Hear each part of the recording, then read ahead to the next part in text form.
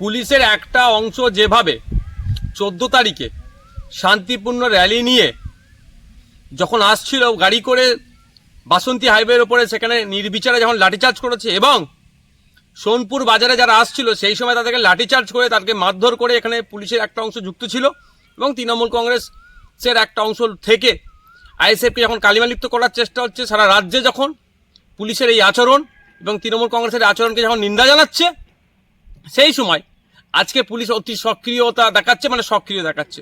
সমস্যা হচ্ছে যেখানে পুলিশের সক্রিয় হওয়া দরকার সেখানে পুলিশ সক্রিয় হচ্ছে না, সেখানে নিষ্ক্রিয়। আর যেখানে পুলিশের স্বাভাবিক থাকা দরকার অতি সক্রিয় হচ্ছে। এই আশ করে কিছু হবে না। মানুষ দেখেছে, সারা রাজ্যের মানুষ দেখেছে, ওয়াকআপ নিয়ে কেন্দ্র সরকারের বিরোধিতা করার জন্য যে মিছিল হচ্ছিল, সেখানে পুলিশি আক্রমণ, এর জবাব বাংলার মানুষ দেবে। বলছে বিজেপির বিরোধিতা করবে, কিন্তু বিজেপির বিরোধিতা, কেন্দ্র সরকারের বিরোধিতা করার জন্যও 14 তারিখে মিছিলটা ছিল। তারপরে যেভাবে পুলিশে অত্যাচার হয়েছে, তৃণমূল কংগ্রেস যেভাবে মানুষের প্রশাসনকে প্রভাবিত করছে, এর জবাব মানুষই দেবে।